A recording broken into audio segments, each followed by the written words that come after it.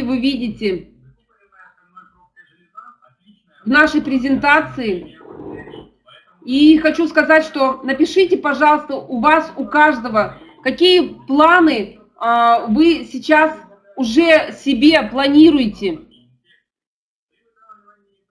посмотрев нашу презентацию.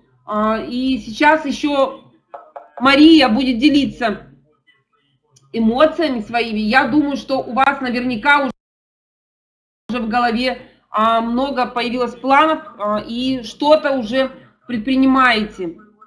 Мария, нет, тебя не слышно, не видно и не слышно.